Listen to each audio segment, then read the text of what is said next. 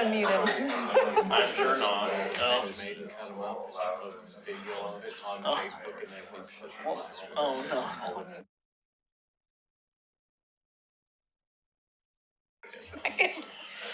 We're not going yet. I'm ready when you're ready. Ladies and gentlemen.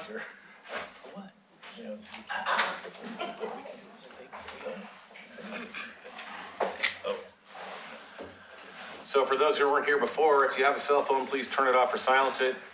I will convene the regular meeting of the Oregon City Commission for Wednesday, February 20, 2019 to order. Call roll, please. Commissioner Smith, Here. Commissioner Lyle Smith. Here. Commissioner O'Donnell is absent this evening. Mayor Holliday. Here. If you please stand and join me in the flag salute. I pledge allegiance to the flag of the United States of America and to the republic for which it stands, one nation, under God, indivisible, with liberty and justice for all. Okay, we have no ceremonies, proclamations, or presentations tonight, so we're on to citizen comment. Citizens are allowed 3 minutes to present information relevant to the city, but not listed as an item on the agenda. Do we have any citizen comment? No, we don't. Anybody out there wanted to make a comment before we move on? Seeing none, we'll move on.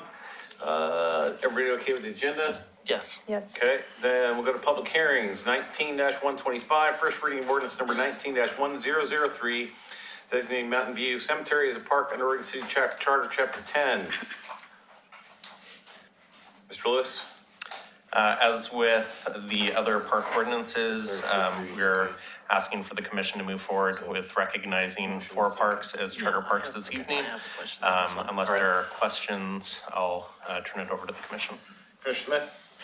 I guess my only question is on the Mountain View Cemetery. With the conversation that we had at the last meeting, should we wait on designating this a park until we have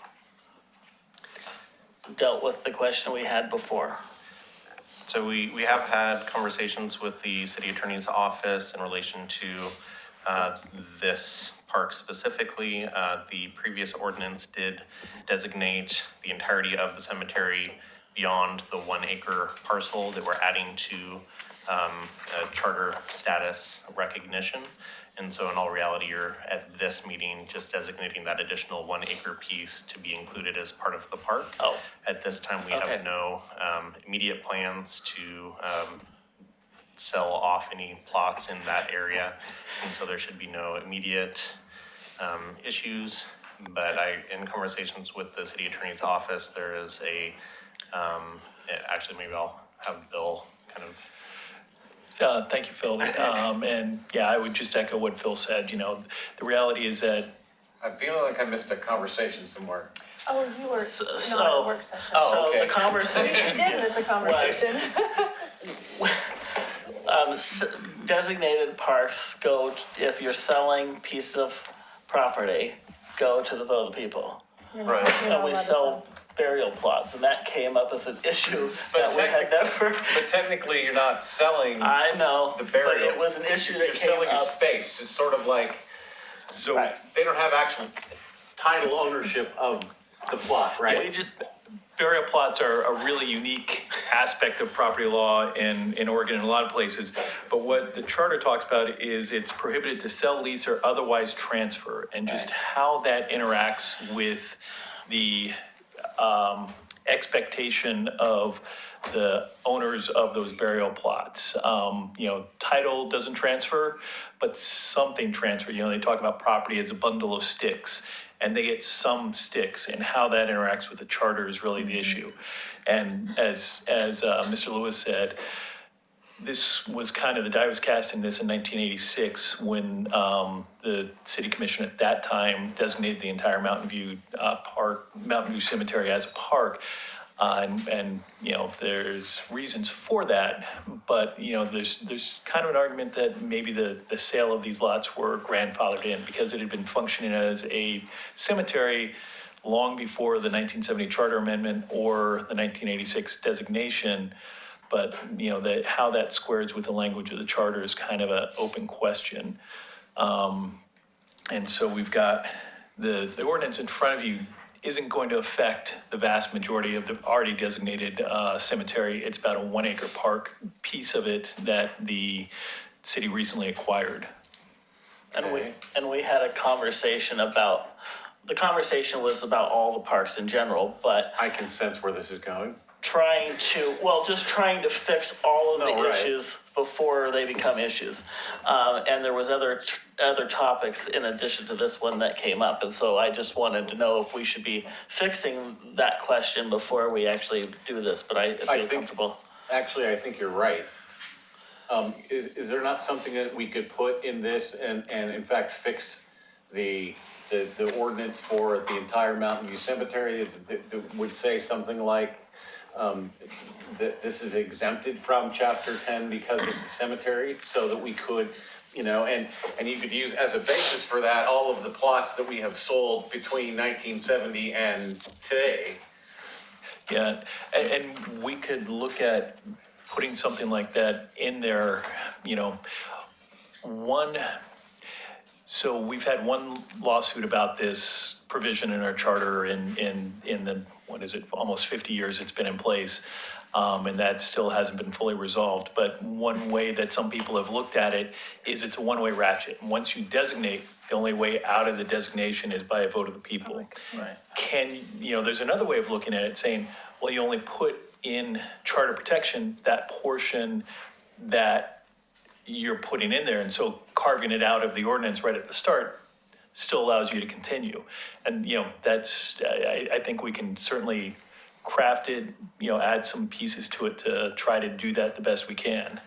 Well, what I think is we go ahead and pass this tonight, and then you guys go back and look at Mountain View as a whole and come back with something that, that cuts the vote out of that park and only that park because of, somehow saying it's okay to sell one plot at a time, or one space in the columbarium or whatever, that doesn't trigger a vote. Well, what was the ordinance, 1992? 86. 86, and it specifically said in there that, The language was to effect that it would be used for purposes of a cemetery and so that would include the sale of burial plots, and would also be designated as a city park. All right, well, if that's in there already, Yeah, is that, We're good enough with is this tying into that? yeah, it specifically notes 1986 and All right, it then I'm okay. says updating the description of the cemetery. I guess, at the work session, there was some concerns raised. So I guess, I mean, it's not like this has to get done tonight. I mean, we could hold this and come back. I mean, somehow we need to interpret whether us passing it an ordinance that made it a park but calling it a cemetery exempts it from the charter requirements, right? And that's an interpretation that this commission needs to make. Now, whether that would hold up in court, I think we need to think about, and we could bring that back to you in a discussion. I mean, like I said, there's no hurry to do this right now. I mean, it's not gonna change anything that we're doing. Or we can do it, and we'll just unwind it as we go through. I mean, a majority of the park already has this designation. We're talking about one additional Right. piece that we just purchased, so. My thoughts on this are, if Mountain View Cemetery had not, if we were talking about the whole property, I would say wait. But that, to me, that ship has sailed, and this ordinance tonight is just about the one piece. So I think we should move forward with what we have tonight. However, I do think we need to remedy this from a legal standpoint so that we feel really good about what's in our charter. And I think if we message this correctly and work on this correctly, I can't imagine that the voters of Oregon City would have any problems protecting the cemetery and making things right, holistically, legally, so that's how I would prefer to move forward. So maybe the way, and I agree with you, maybe the way to resolve this is an amendment to chapter 10, talking about the cemetery, that it is a park, but that because it's used as a cemetery, that it is exempt from the public vote provisions, and we put that to the people and let them decide. Right. Right, And that removes any That's legal pretty much what we talked ambiguities. yeah. All right, is there a motion? We do have a speaker who wants Ms. Dahlgren.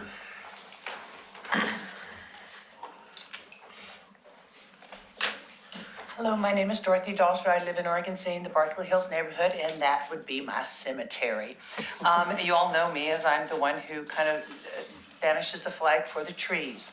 That is a huge stand of trees there. And I would like permission to work within the park system and maybe aid from some of our park people, with getting some plots that I can get a volunteer community out there, measure the trees, age them, which we have a system in aging the trees, and designate the ones that we get on the plots to make a heritage grove in that cemetery. We only have one heritage grove that's been a little bit damaged. We have this one that has been beautifully damaged. This would also, once we make it a grove, a heritage grove, I think it would then take it one step further in doing some fundraisers with maybe the Friends of the Pioneer Cemetery and a few other groups, and doing some fundraisers that might benefit the Heritage Tree Program. Maybe some of the funds can go towards hiring arborists to designate some of the other trees as healthy or unhealthy for an evaluation on other property trees that are in parks. I didn't word that very well. But I think you get the drift. What I would really like to do is do an inventory of the trees, measure them, put them on the plots, bring it forth to the community commissioners, and see if I can make it another heritage grove on public property. And since it's a park, it's a no-brainer. I'd Okay. like to start with the sequoias and the huge firs that are in there. There might even be stories to some of those trees, which would then catalyst StoryCorps if this tree could talk. And I think our Heritage Tree Program, once we finally get those wheels moving, some of these trees have magnificent stories to them. That's all I have to say. Thank you. Thank you. Is there a motion? Move to approve 19-125, first reading of ordinance number 19-1003, designating Mountain View Cemetery as a park. Do I need to read the whole thing? No. No, that's what I'm here for. I second. Mr. Gevaisman? Ordinance number 19-1003, an ordinance of the City of Oregon City updating the property description of the Mountain View Cemetery previously designated as a park under Oregon City Charter, Chapter 10. Call the roll. Commissioner Smith, Aye. Commissioner Lyle Smith, Aye. Mayor Holliday. Aye. Where's the, You have a vote? Oh, sorry. there we go. All right. Okay, we're good. All right, moving on. 19-126, first reading of ordinance 19-1005, designating Oak Tree Park as a park under the Oregon City Charter, Chapter 10. Do you have anything further on this, Mr. Lewis? I do not, Mr. Mayor. Is there a question? Is there a motion? Move to approve 19-126, first reading of ordinance number 19-1005, designating Oak Tree Park as a park. I second. Mr. Gevaisman? Ordinance number 19-1005, an ordinance of the City of Oregon City designating the property identified as Oak Tree Park as a park under Oregon City Charter, Chapter 10. Call roll. Commissioner Smith, Aye. Commissioner Lyle Smith, Aye. Mayor Holliday. Aye. Moving on, 19-127, first reading of ordinance number 19-1006, designating Singer Creek Park as a park under Oregon City Charter, Chapter 10. Move to approve 19-127, first reading of ordinance number 19-1006, designating Singer Creek Park as a park. I second. Mr. Gevaisman? Ordinance number 19-1006, an ordinance of the City of Oregon City designating the property known as Singer Creek Park as a park under Oregon City Charter, Chapter 10. Call roll. Commissioner Smith, Aye. Commissioner Lyle Smith, Aye. Mayor Holliday. Aye. 19-124, first reading of ordinance number 19-1007, designating Barkley Hills Park as a park under Oregon City Charter, Chapter 10. Move to approve 19-124. Do I need? No. Go ahead. Second. Mr. Gevaisman? Sorry.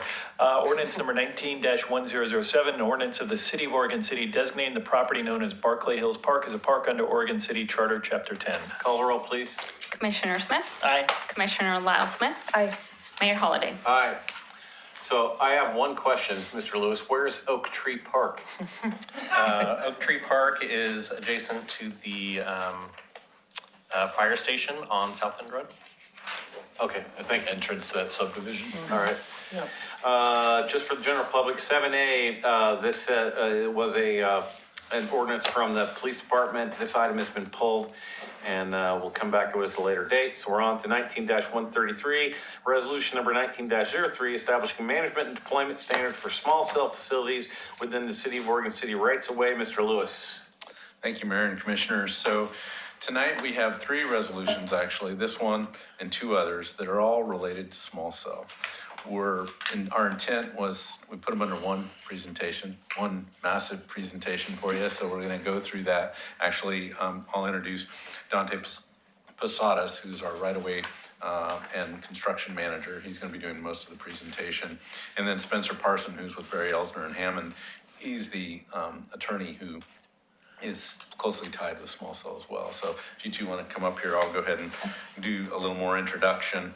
So one presentation, the idea was that we would go through and explain each of the resolutions, give you an opportunity to ask questions before we move on to the next resolution. And you then could ask questions at that time. This isn't a public hearing, this is a general business item, but there may be folks in the audience, I don't know if anybody signed up that might want to talk, so that's kind of up to you to determine whether or not you want to allow that conversation to happen. Assuming you do, we thought that would happen at the end of the overall presentation after we did it all. And then after that discussion, your deliberation and votes would move forward. So that's kind of how we were planning to do this. And if you'd like to do that differently, we're open to that too. But that's kind of where we're headed. The reason for the order of the presentation is just because we thought describing standards, that's the piece that's kind of the most of interest, I would say. The fees are maybe of interest as well, but they seem to follow the standards. So we'll be going through that. Small cell is really the current tool to deploy a 5G network. We see 5G in Oregon City being a benefit to the citizens and to the city. And so we kind of look at that through that lens as we kind of consider the alternatives for what we could do with standards and fees associated with those standards or those installations. Like any other utility, we think this kind of facility needs standards. We have them for a lot of other things that we do in the city, so we think standards are important to kind of help ensure that the city gets what it should have in its right-of-way. The small cell is intended to target the right-of-way versus private property. We've got other city code, and Dante will go through this, that addresses private property, but this is specifically related to work in the right-of-way. So I would say Oregon City's somewhat ahead of other agencies in bringing these items before the City Commission, but we've also missed we missed one FCC deadline. The deadline was January 14th, where we would adopt fees. And so we're a little bit behind schedule on that, although there's no applications pending at this point in time that would do that, but we're a little bit behind on that. The standards themselves, the deadline that the FCC has established for cities to adopt those is April 15th, so tax day. So we're gonna try and beat that a little bit, but not by much, okay? So we haven't received any applications for small cell yet, but we wanna get this done before that happens. You also have seen or may have had a chance to see some written testimony that came in the mail recently. We've shared that with you. We can talk through that in detail if need be. But I think for us, these are things that we've considered already. We didn't learn anything new from the written testimony. We understand that perspective, but we still feel our recommendations are appropriate because of and despite of that kind of written testimony, okay? So really, we think we need decisions tonight on these three resolutions. One, because we have no standard right now, and we think small cell deserves some standards. The FCC ruling prohibits a land use approval and a historic review process and limits our home rule authority. That's a decision that's being disputed right now, somewhat, but it stands. So we want these standards to kind of fill that gap for sure. And we think they apply anyway, right? The other reason is we've done our due diligence and our recommendations are reasonable based on the technology as it's presented today, or as we know it today. And it's also considerate of that FCC ruling. And then our usage fees and permit fees, like other adopted city fees, are based on financial principles that ensure the general public is not required to subsidize the work required to implement this technology. And then last but not least, we appreciate the written comments that have been submitted. We feel our recommendations have considered these kinds of concerns. And while none of the companies who submitted that written response have facilities in our right-of-way, nor are they necessarily compliant with our right-of-way ordinance, but we will continue to work with those and consider those as this technology moves forward. So I just want to open with that, and I'm going to turn it over to Dante, and he's going to give you a lot of details. Good evening, City Commission. Thank you for having us tonight. As John said, my name is Dante Posadas. I'll be presenting tonight Small Cell Facilities in Oregon City Perspective.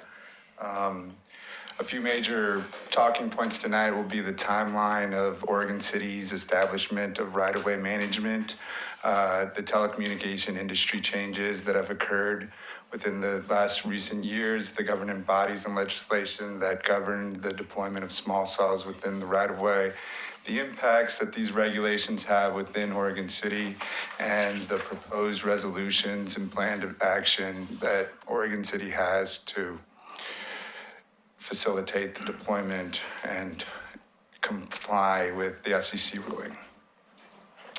So the three resolutions we have tonight are Resolution 1903, which establishes the standards for small cell deployment, Resolution 1902, which establishes a usage fee, and Resolution 1905, which establishes engineering construction permit fees. A little timeline for right-of-way management. In 2013, the city established its ordinance 13-1014, establishing right-of-way management and usage fees.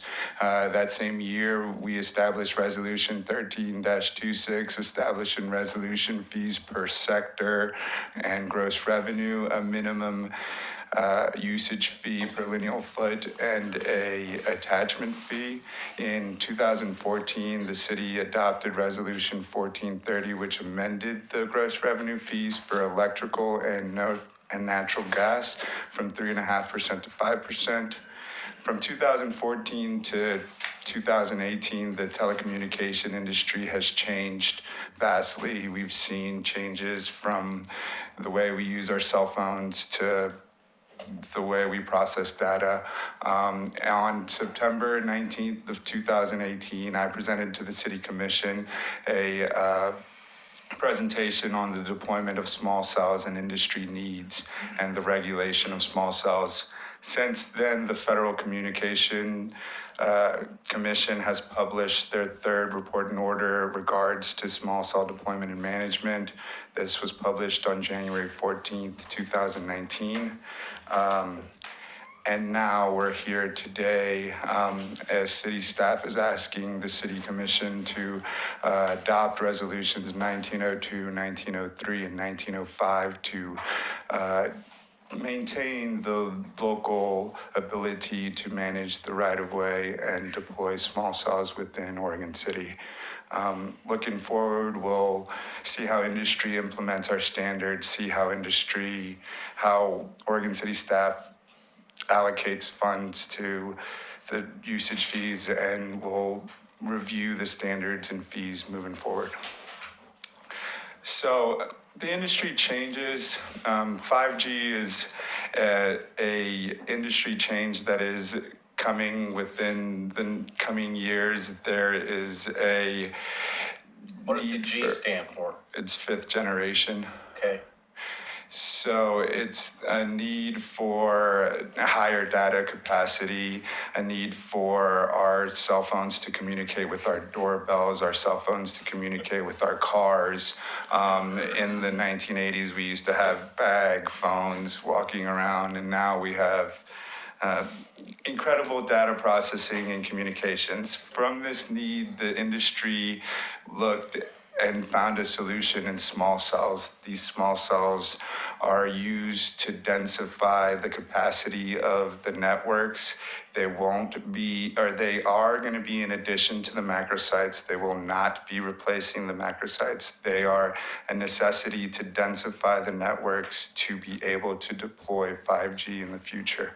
So what's the range of one of these small cells? So it's up for debate, but that it generally, not really, you know. industry has set a standard for 500 feet.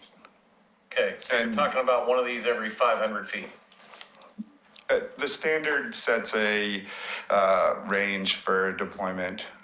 The city standard, which we're proposing, sets a 300-foot range for deployment. Oh, so we're talking about one every 300 feet. Yes. So that's not a negligible amount of devices. No, and also that's per provider. That's So per that's provider. space between a provider's facilities. Well, now, currently, don't some of those share the macro towers? Yes. Providers? So why aren't they sharing these smaller? Well, the macro towers have antennas for each provider at each direction. So on one of our macro towers, we have Verizon and T-Mobile on it. But they could share essentially the space, but they would have their own attachment, their own antennas for their own network. Okay, and the communication from the base of the cell pole to whatever the data center is that traveling over someone else's lines, or are these their lines? So generally, the industry that will be deploying small cells will be another company as opposed to the company that's developing the fiber throughout all the right-of-way. So let's say MCI Metro will deploy the fiber within the right-of-way, and then Verizon Wireless would attach a small cell to that fiber. Okay, And that gross revenue for the fiber is a different revenue than the small cell revenue, which Okay. is an attachment revenue. right. Okay, Okay. So next. So a couple of the industry regulations that are going on currently in the Congress, there's two bills currently out. One is to streamline the Small Cell Deployment Act, and the other just came out, is to give back local authority to the deployment of 5G and maintain that certain federal communication actions shall have no force. As I said before, the Federal Communication has published the third report and order, and it is in stand right now. Around the country, 20 other states have enacted legislation, and here in Oregon, ORS 221510 allows municipal regulation for telecommunication carriers. So now we'll jump into the resolutions. Resolution 1903 is being proposed to establish standards for management and deployment of small cells within the right-of-way. Our city staff is proposing these standards to ensure that small cell wireless communication facilities are constructed and designed in manners that help the right-of-way, that keep the right-of-way for its aesthetic value and physical capacity. Currently, our code has 13.34 and 13.24, which talk about utility placements within the right-of-way. The code establishes permitting processes, establishes standards for placement within the right-of-way, allows for public safety and health and welfare, and encourages all utility providers to place within the right-of-way. And then we have Oregon City Municipal Code 17.8, which is communication facilities, which was geared more to macro site developments within private property. The most important takeaway is that currently neither code really talks towards the deployment of small cells within public rights of way. Can you go back a second? Yes, sir. So last bullet point under 17-8, 0, says fees set by the community development director. Wouldn't those fees be set by the city commission? Yes. You have no authority to set fees. Okay? Okay. Sorry. So the standards go through the permitting process, the permit application requirements, sign off from third-party utility poles, structural analysis, engineering plans to see where these small cells will be attached to the pole for National Electric Safety Code and clearances, ADA clearances, and we have local location priorities that allow for deployment on expressways as opposed to in front of a resident's home or an expressway, but a major arterial or a collector within the city as opposed to in front of local road or in front of somebody's home on a local road. Well, how does that work? I mean, you know, if you're only talking about a 300 to 500 foot range, how are you going to get to people in subdivisions if you're not allowing them to be placed in local roads? Oh, we are allowing them to be placed in local roads, but we are, the priority is to place along, let's say, Myers Road as opposed to placing inside those subdivisions. Well, that seems nonsensical to me, to have priority when what you're talking about is really, you know, you're talking about a long line fishing versus a net. And what we're doing is tossing a net over the entire city, and you're not going to be able to accomplish that by, quote, prioritizing collectors over local streets. I think It's really easy to get 300 feet off Myers Road and still be amongst a whole bunch of houses.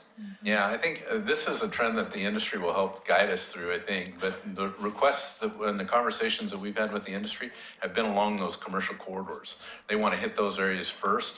And I don't know enough, I don't think we know enough about how they redistribute that heavy data, messaging that might come from the commercial corridors, the business corridors, into the neighborhoods. They're likely to use their full distribution network, which would include the larger macro sites as well. So, Okay. and our code doesn't prohibit them from being in the local We don't neighborhoods. prohibit it, we believe that a resident, it's less impactful in the sight line of a resident if it's on a collector or if it's on an arterial as opposed to being in front of somebody's. All I'm saying is from a technical standpoint, sightline or visibility of these structures is not important to the mission of accomplishing the goal of making 5G work. Yes. So we have two permit installations, the major and minor installations. Minor installations are on third-party utility poles. You could see a couple of the minor installations to the left. They would be attached directly to the utility poles. We'd have height requirements. The volume of the antennas could only be 3 cubic feet, and the volume of the attachments to the pole can be a maximum of 28 cubic feet. They should not have any noise, and all lighting should be shrouded. We do have some prohibited locations within Oregon City, such as the elevator, historic views. We don't want them in front of the Ermitinger House and stuff like that. That prohibits the use of that. I guess back to that. So, in Oregon City, there, especially in the older parts of Oregon City, we don't think this prohibited locations necessarily limits things. There's plenty of other opportunities nearby those facilities for small cell to be installed. So rather than use the elevator, there's power poles in the right of way that could be, used near the promenade. Or, if it's the Ermitinger House, there's probably, 5 utility poles within throwing distance from that particular facility. So we would guide them to that as opposed to the pole that might be sitting right in front of the Ermitinger House. That might be the perfect photo op that we would rather not have polluted with one of these. Now, I've been pretty heavily involved in this conversation at the US Conference of Mayors. And there is some indication that in some of this discussion that the city would not be able to prevent these carriers from utilizing public property such as City Hall or the elevator, to set these devices. Is that true? I've heard that, but I'm going to defer to Spencer. So the FCC order has baked into it a presumption that that publicly owned facilities will be made available for 5G facilities.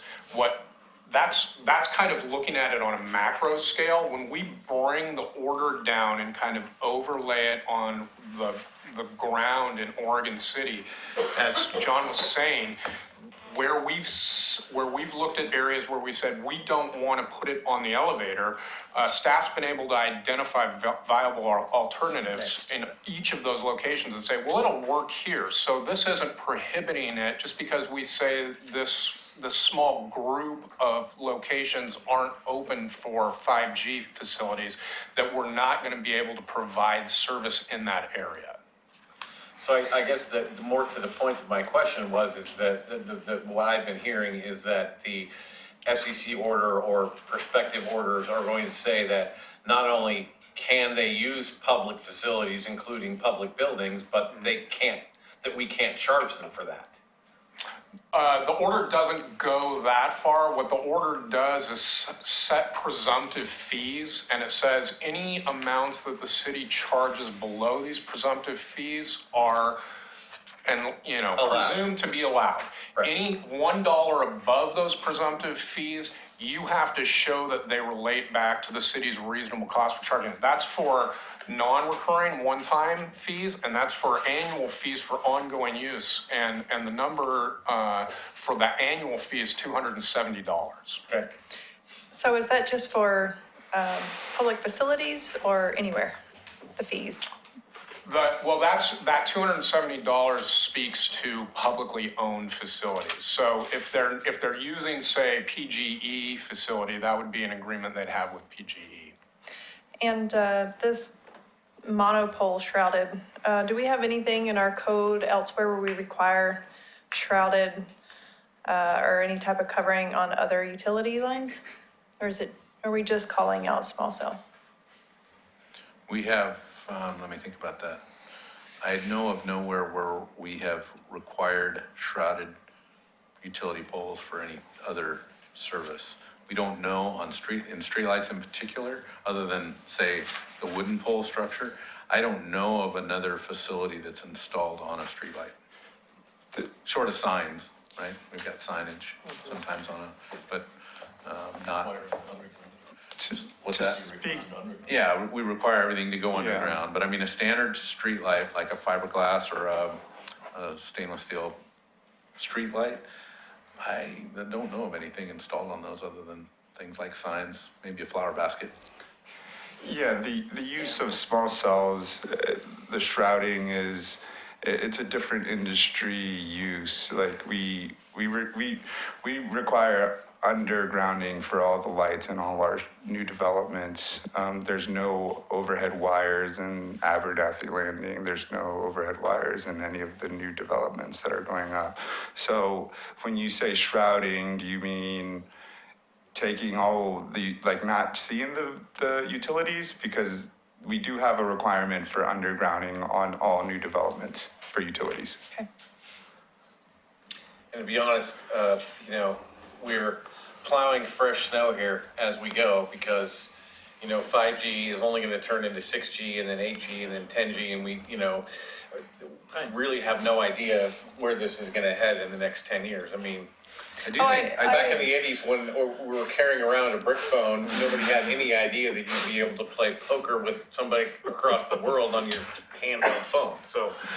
Oh, I don't have a problem with it. I think it looks better. I'm trying to get it sorry. addressing some of the public comment that we received. Right. Which specifically talked about this particular requirement. And that's the underground, we do require undergrounding for utilities on new development. And we're not, that picture there is not necessarily what we're requiring. That's an example. Yeah. The industry may take it there, though. I mean, to be honest with you, I've also heard discussion that some of the streetlight providers are thinking about this as well. So it's a less, it's maybe a more, instead of less, it's a more pleasing facility. Yeah, we will work with PGE to understand the streetlight necessities for them too. Okay, so is that the end of the first one? Yes, that is the end of resolution 1903. So do we have, how much more do you have to do on these next presentation? They're probably around 4 slides each. Okay, let's go ahead and go through the rest of it, and we'll move on. Okay, resolution 1902 is proposed to amend the right-of-way usage fee rates within Oregon City right-of-way. This resolution establishes a usage fee schedule. It puts together the other 2 resolutions that we had previously to conjoin them into a one schedule, and it establishes a right-of-way usage fee for small cells on an annual basis of $1,850.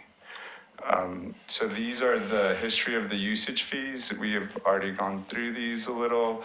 13.26 established the fees, 14.30 amended the fees. We can talk a little bit about how Oregon City got to this 1,850. What we did was we took a 5-year look at our right-of-way since we established the ordinance in 2013. We looked at how many permits we permitted per year and how that related to the revenue that we had been bringing in on a yearly basis. And then we also looked at how many hours city staff is allocating to the right-of-way license permits and the public utility permits and projected those hours to this small cell permit. And from all of that, we took a 5-year average and we took the lowest of the 5-year. And then we also looked at the city fund allocation in a manner of allocating different funds to, let's say, the police fund in patrolling the right-of-way, or the public works fund in maintenance of the streets, or the general fund in many aspects. So we looked at that and we found a reasonable allocation to be 1,850 compared to what we found in our study and compared to other local municipalities. As you can see, Oregon City is here relatively in the middle, and we've done our analysis. So, Talk about the city-owned facility, the third party and the. okay, sorry. Go ahead. So here, in Oregon City, there is city-owned facilities and third-party facilities. We will be charging the same rate for both of those due to allocations of city staff and funds. But there is some cities that are promoting the use of just city infrastructure, like Hillsboro's promoting just the use of city infrastructure for the deployment of these small cells. So there are some cities that own their poles. There are, here in Oregon City, PGE owns most of the poles within the right-of-way. but Eugene owns all of their poles and they have an electrical service. So Okay, that's, so just to get to the meat of the question, does the attorney feel like that we have justification with these numbers, that we aren't gonna have to be worried about? Staff spent a significant amount of time developing its recommendation for the commission. And so to get back to what I was saying previously, the presumptive fee provided by the FCC order, right from the beginning, staff knew that that wasn't going to cover Oregon City's costs for administering the rollout of the 5G and But the going FCC's forward. order allows us to do that as long as we have a justification for it, So right? there's three things. The fees need to be a reasonable approximation of costs. Those fees themselves need to be reasonably, objectively reasonable. And you can't charge competitors different rates. As long as you can check those three boxes and provide sufficient evidence that the fee that is adopted is based on cost, then it's allowed under the FCC order. And you feel like you've done that? Yes. Okay. Rachel, do you have something? No, I wanted to confirm the same thing. You have it documented, you can back it up. Yes. Okay, so is, The only other thing I'll add to that is, right now, the only fee that we have that would apply to this is the fee that falls under Chapter 17 in the code that suggests a $5,000 per facility per year charge. So but we're not gonna not do this, so let's move on. so lastly, we're modifying the engineering fee schedule to allow for a construction permit fee for small cells and to clarify some of the other fees that the engineering department needs clarification. Currently, the two small cell types that we would have are the minor installations, which are third-party utility infrastructure, which would be a $750 fee. That fee was calculated looking at permit technician time, right-of-way management time, and city inspection time. And then we would have this small cell facility major installation, which is installations on city-owned infrastructure or new infrastructure.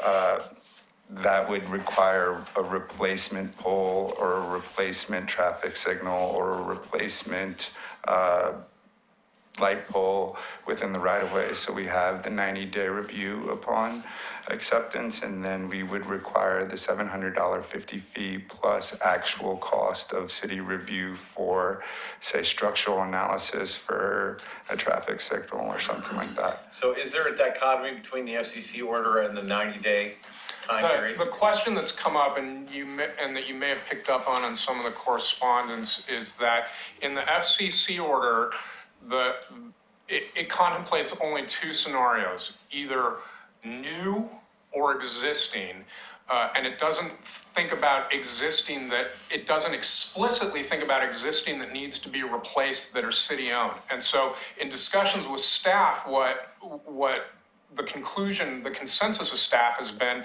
is that none of the existing facilities will be capable of housing,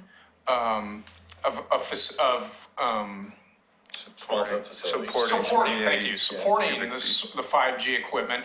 And so again, kind of going back to the overlay of the FCC order on reality on the ground, as a matter of practical reality, if they're proposing anything on city infrastructure, it's going to be a replacement, which qualifies for a 90-day review period. There's a small little nuance on that. There's also been some discussion about how to measure those 60 days and those 90 days. And it's, the fact of the matter is, if the application is submitted complete from the get-go, you get your 60 days or your 90 days, depending. If it's not, the city has up to 10 days to say, we need this additional information, and when they resubmit, that time starts over again. From the second bite at the apple, it would toll. And so, for clarification, the staff isn't on a different page than what they're suggesting in the letters. You said from the second bite of the apple, it would what? From the second bite of the apple, say if they submit it again, But we Right, right, came to the, and we said, we don't have all the information here. That amount of time from the time they submit till the time we say we still don't have all the information we need, that would apply toward the 60 days Okay. or the 90 days. All right. And those are the fees. And here's a comparison for our permit fee compared to other cities' permit fees. As you can tell, Hillsborough is a little bit higher than ours because of their city-owned infrastructure deployment. And I am going to pass off to John to talk to the rest of the engineering fee adoptions. So in the staff report, there's a couple of documents. One is the engineering fee schedule, and then there's Exhibit B, which is a detailed description of those. I was going to talk through this, but I don't have You're to. not. You'd rather not? No. So I support our fees as presented. Is there any questions on the permit fees? No. Commissioner Smithy, anything? No. All right, so let's go back to the beginning to, I gotta get back on the packet here. Hang on. So do we have any public testimony? Yeah, there's, Yes. Okay, so let's start by taking public testimony and then we can deliberate after that. So Spencer Parsons and Steve Kuhn. I'm Spencer Parsons. Oh, okay. Do you guys mind taking Oh, just the sorry. back seat right there, please? Thank you. So I guess we have Steve Kuhn and Karen Mansky, is that right? Correct. Come on down. Thank you. You're the next contestant.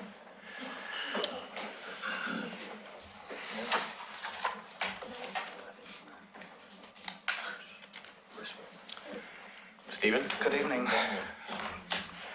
My name is Steve Kuhn, and I work for Verizon Wireless. I'm in the network engineering group, and I'm based out of Hillsborough. So thank you for letting me talk tonight about small wireless facilities. Staff did a good job of mentioning why these are required. I'd just like to say a little bit more about these. We're seeing dramatic growth in our wireless networks. The data usage is expanding almost exponentially, and we need some sort of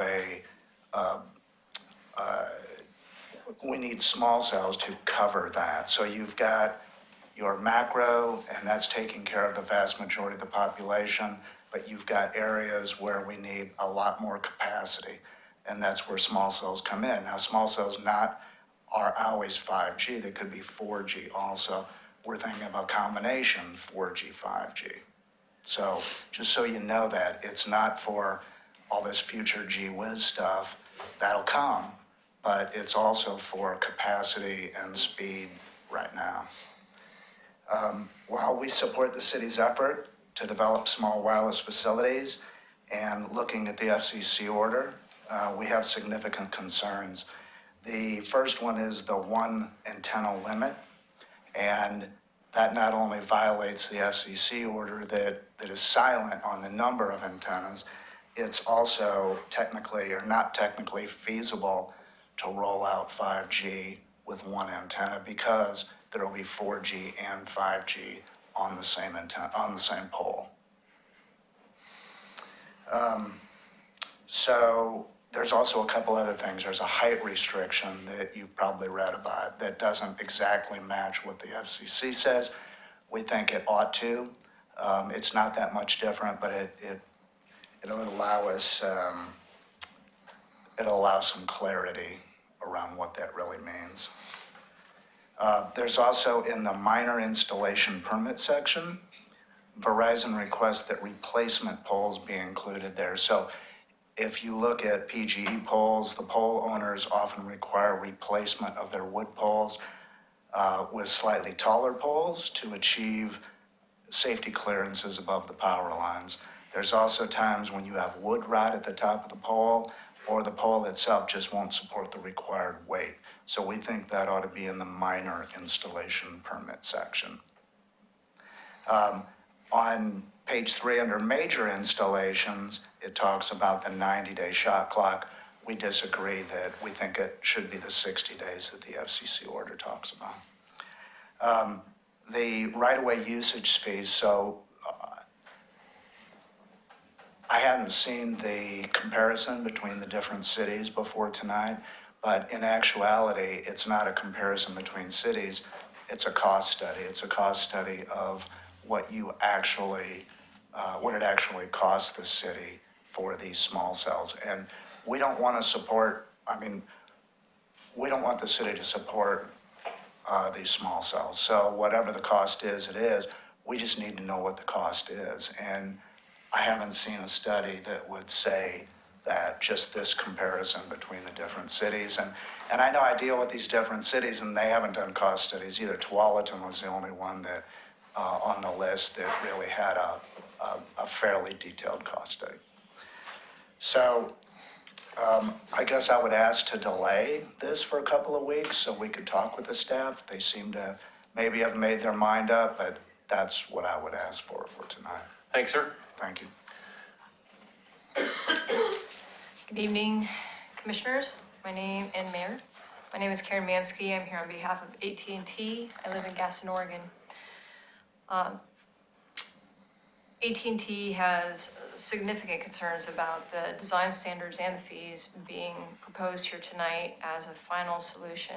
What we'd like to do is take an extra couple of weeks since the design standards aren't due under the FCC order until April. We'd like to take a couple of weeks and work with staff on getting design standards that are workable, consistent with federal laws, and also consistent with the FCC order. Currently, what has been proposed to you tonight, in our opinion, is not feasible. It is inconsistent with federal law, and it is also out of, it does not meet the requirements of the new FCC order in quite a few ways. And in addition, the small wireless fees being proposed here tonight are substantially higher than the presumptively reasonable fees set forth in the FCC order, which could be okay, but industry and neither of us were provided any kind of documentation on how those fees were determined. Showing how they relate to your neighboring cities is not necessarily a cost analysis. And since the fees do need to be cost-based and a reasonable approximation of what it's going to cost the city to facilitate the deployment of small wireless facilities, we'd like to make sure that the fees that you propose are going to meet the FCC order in that regard by taking a look at whatever analysis has been proposed. One of the fees that we do have a concern about is the 15% additional admin fee. That is over and above what it's going to cost the city to review the permit. And so in that regard, that fee in particular seems arbitrary and doesn't meet the FCC order's requirement. I know I'm limited on time. I'd like to be able to get through some of my, some of the areas of the standards that are out of compliance with the FCC order and with the federal rules and regulations currently on the books. Is that all the stuff that you emailed and redlined and all that? So If you don't need me to I go think through we've all all that. read it, we've all seen it. Staff's had an opportunity to see it. Who did you say you were with? AT&T. AT&T. And what was AT&T's annual revenue last year? I can't tell you that. Well, What I I can, can because tell it's you, on my phone. okay. I can tell you that for the small $170 wireless billion facilities. in 2018? And you're complaining about a $1,500 fee? Really? I would be embarrassed, both of you. Thank you for your time.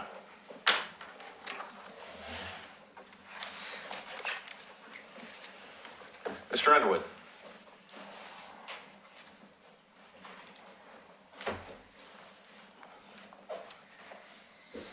Thank you, Mayor, members of the commission. Eric Underwood, Government Affairs with PG&E. Wanted to point out, we recently noticed an inconsistency in the process, in our process, under the application requirements of the ordinance. What we have here is a description saying that the utility needs to get permission, written permission from PG&E before it goes through the city process. However, we have a policy, we have a Public Utility Commission sanctioned policy, And our approval process for the utility has to have approval by the city before we even look at it. So we got a So, catch-22 here, huh? Yeah, so I mean, there are ways to work around that, I think, but I just wanted to point that out for the record, that we will not look at anything unless it's been through the city, unless it's compliant with city ordinance first. So that's an easy fix, right, guys? Okay. That's all I have. Thank you, sir. Thank you. Is there any additional public comment? Then we will deliberate. Sense of where you would like to go? I have questions for our staff, Come on down. and I'm not sure, does he work for us? He's our right-of-way attorney. He's an attorney.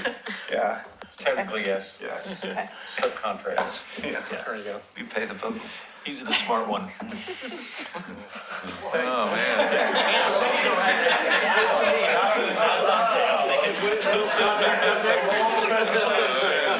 He's the smart one. I apologize, I assume everybody would know that was me. All right, question away. Yeah, so I think we need to address some of these comments in public. So I, for one, would like to know who our staff worked with on the industry side in order to craft these standards. We have folks standing up saying, well, you didn't work with me. I could easily see those are big companies. Maybe you worked with somebody, someone else in their company. So I would like to know who you worked with. So, just to back up a little bit, so we've been talking to Verizon on a fiber network that would come through town, and this is I'll lose track of time, but it's been probably over a year that we started talking to them about small cell. But it wasn't Verizon. One of the biggest challenges we have is often the companies send their corporate reps to talk to public meetings like this, but often the folks that we're talking to are the folks that are actually, we've talked to some folks that are actually they want to build the small cell, right? They're building it as a separate entity. They might be a Verizon. You're saying they manufacture the equipment for, Well, they're or gonna sell it to these guys? They've been hired by the other, bigger service providers to get permission, get permits, get the process. So we've talked to a lot of those kind of folks over the years. I don't know their names because it's been a while. But what that got us started on is realizing, for one, it's hard to figure out who we should be talking to. There's no clear indication as to who's driving this ship. We just know that the industry is driving a ship, and we think it's going in the right direction. We're finding that all of a sudden, we need standards. The FCC's setting deadlines for that, right? We need fees. The FCC's setting fee limits on that. So we're reactionary in a lot of ways. And the best way, we haven't sat down with any of these folks because we don't always know, who they are.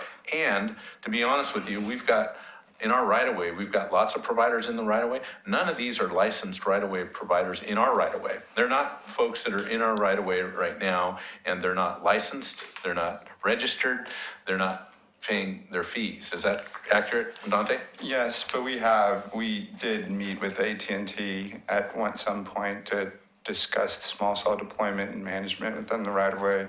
We have gone to League of Oregon City outreach to industry. We have talked to national industry reps to the deployment and management of right-of-way. We're not of small cells within the right-of-way. We're not just going out of nowhere. We've looked at Tigard standards. We've looked at Lake Oswego standards. We've kind of come together as the metropolitan area and have tried to adopt the deployment and management of these standards together. There's no industry standard set of standards yet for that, but we've got these deadlines, and April 15th isn't that far away when you think about your meeting schedule, right? So we felt like we're a little behind schedule in terms of getting these in front of you.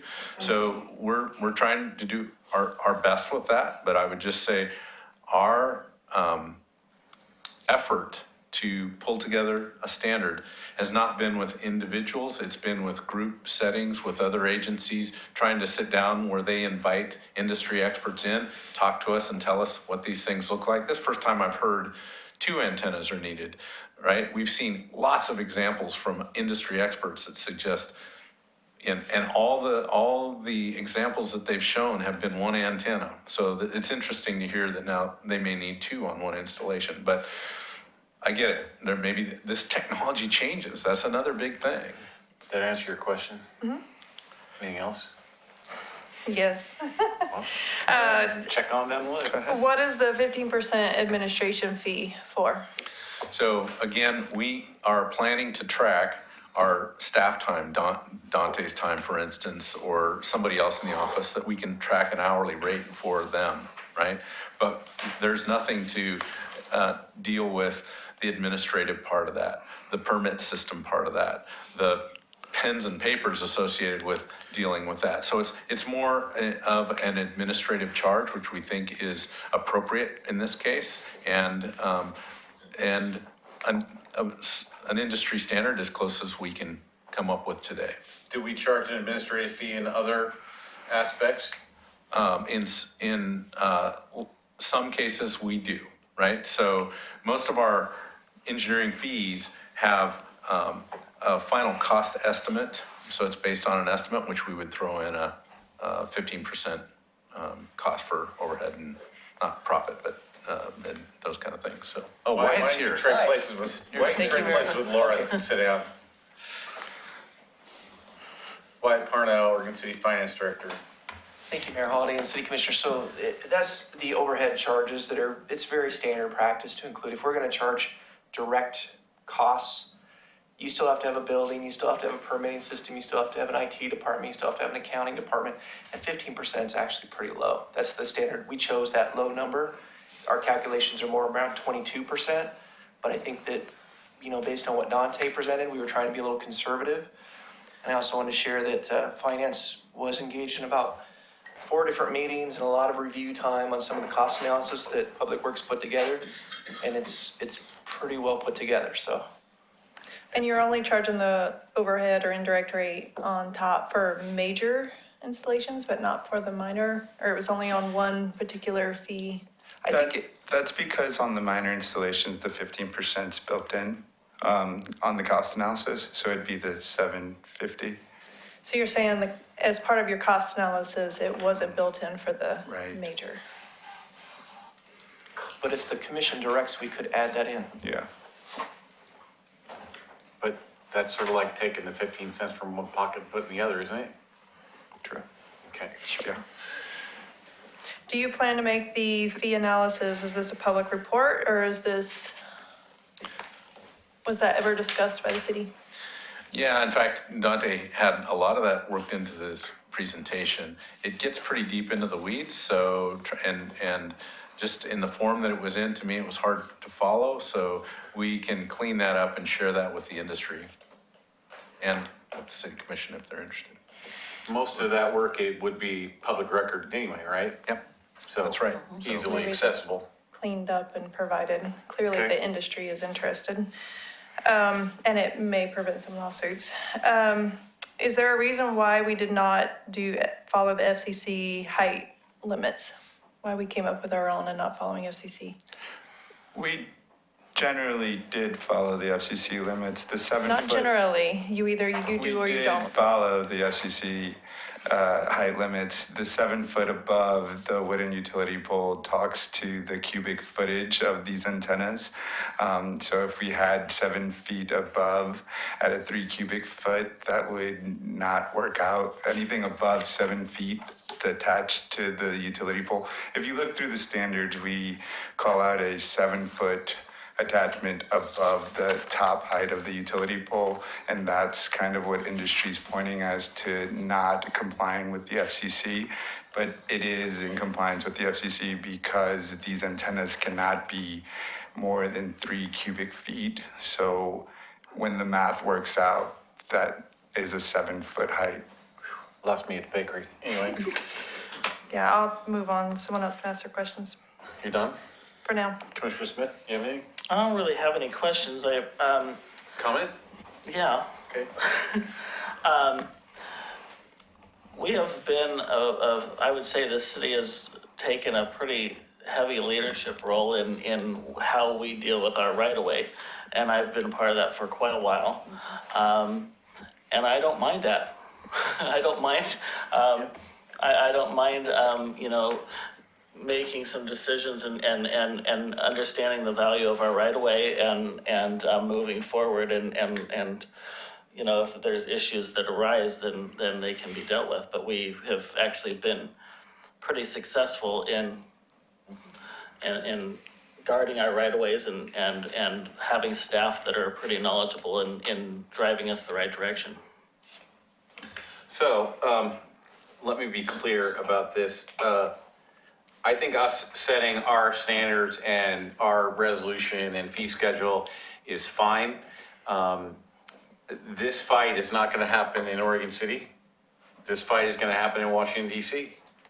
And it's already proven, to suggest that the industry has not had input would belie the millions and millions and millions of dollars they've spent in lobbyists lobbying the FCC.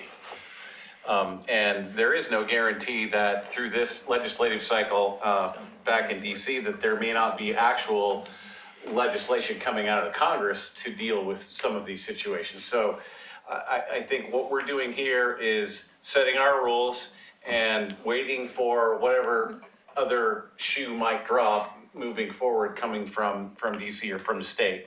I think we need to have them in place so that we're ready.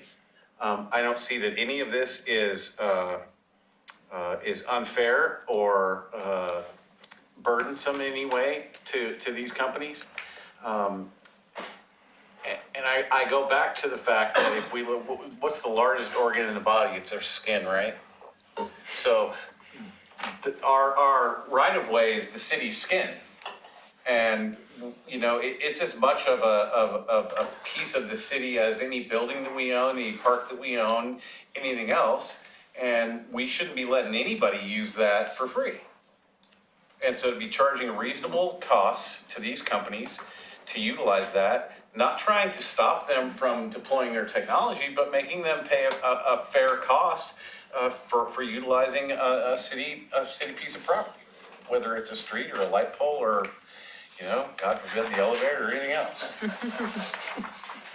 So with that, is there a motion? Let's start with the first one, unless you have something else. Were there any, it sounded like we were making some changes though, or you suggested some changes. You asked if there were some minor language changes that could be made. I think the only change we're talking about is the PGE thing that actually, we were saying that we had to get a letter from PGE saying yes before we would say yes, and it actually is the other way around, so.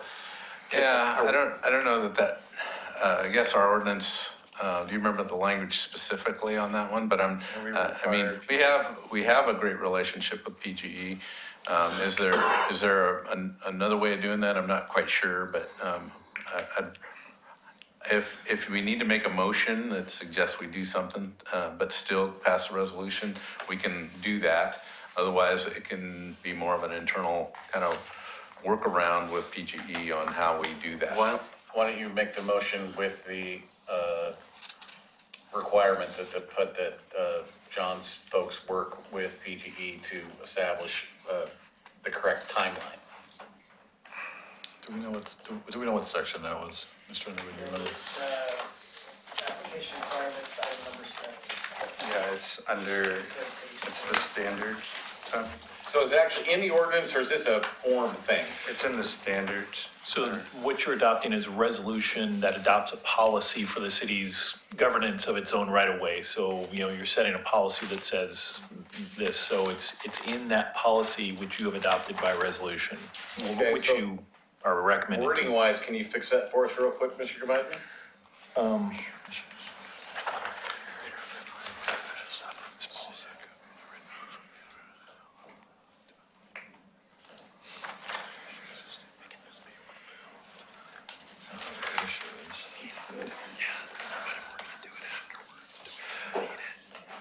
How about? How about a tentative approval instead of a written approval? Bill, I think frankly, if it's going to be going to PGE afterwards, it can just be struck. If you think it can be struck, then striking the entire requirement, or we've got a suggestion? No?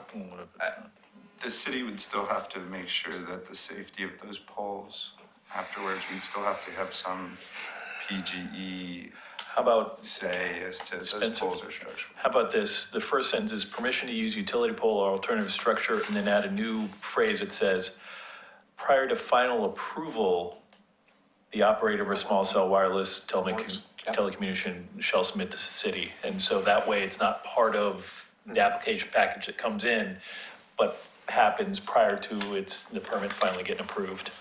Does that work with PG? Does that make sense, Mr. Underwood? Yeah. I think RS. If you're gonna talk, you're gonna have to come to a microphone. I think one of the things that we would require is documentation on that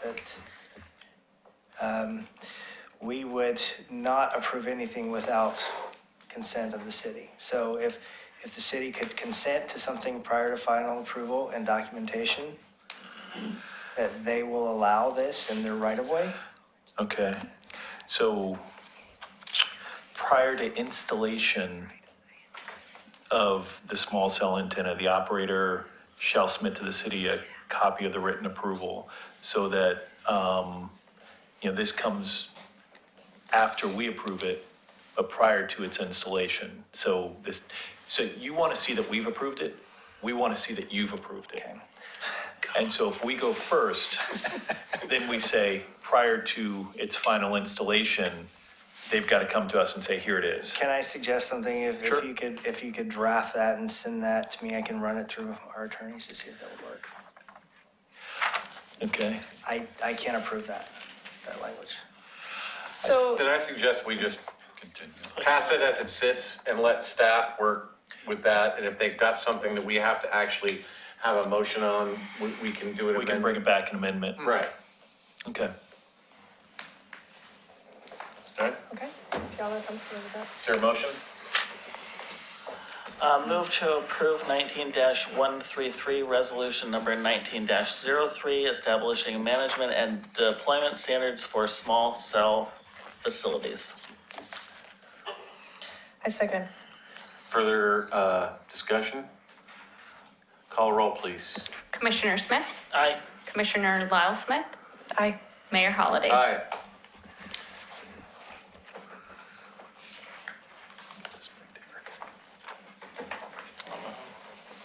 Gotta find it. I know. Someone else could do it too. can't. Move to approve, I know, move to approve 19-134, resolution number 19-02, amending the right-of-way fee schedule to include small cell. Second. For discussion, call roll.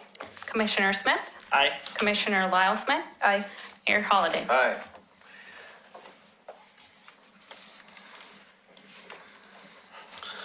Move to, I just skipped the Approve one. 19-05. 115? I'm trying to find it there. This is why I have a paper agenda. 19115, right? Right there. He was just beating This me one? to it. Yeah. Okay, move to approve resolution number 19-05, modifying public works engineering fees schedule and amending resolution number 18-16. Second. I was on the right one. For discussion, call roll. Do we have a second? Yes. Commissioner Smith, Aye. Commissioner Lyle Smith, Aye. Mayor Holliday. Aye. So, the rest of this is consent agenda. Anybody want to pull anything from consent agenda? No. Hearing none. Is there a motion? Move to approve the consent agenda. We do have a speaker for item 8B, Oh, okay. Item which one? 8? the intergovernmental. Why do we have a speaker on the consent agenda? Oh, it's a Public it's comment? comment. A public Oh, comment. it's a public comment? All right. Bring them up. Maybe I might be misreading this amendment, but I think this is, it talks about the road extension from Myers Road, correct? Right. This is going through a small grove of white oak. We have made a suggestion through the NRC that the replacement be replaced with white oak. Anything that's removed has to be replaced and additional planting somewhere else in the same tree. That's all I'm doing. I just want to confirm as a private citizen that anytime we remove oak, that we replace them with oak in another spot. All right. Thank you. Now, is there a motion on the consent agenda? So moved. Second. Call roll, please. Commissioner Smith? Aye. Commissioner Lyle Smith? Aye. Mayor Holliday? Aye. Mr. Manager, you have anything for us? I do not tonight. Thank you, sir. Commissioners? Anything? No. Oh. I maybe do have one little thing. I attended the Clackamas Heritage Partners Board meeting. Was that yesterday? Yesterday. With some updates with what the museum, End of the Oregon Trail is doing. Partnerships with the Grand Ronde tribe are, have been quite great in terms of telling both stories at the End of the Oregon Trail Interpretive Center. And so the End of the Oregon Trail Interpretive Center is working on some projects to continue that, telling the native story in Oregon City. So there's some movement on that, and I'm excited about that. So I'll be telling you more about that in the future. Okay. Nothing else? You may look like you wanted to say something. All right, then we're adjourned. Thank you.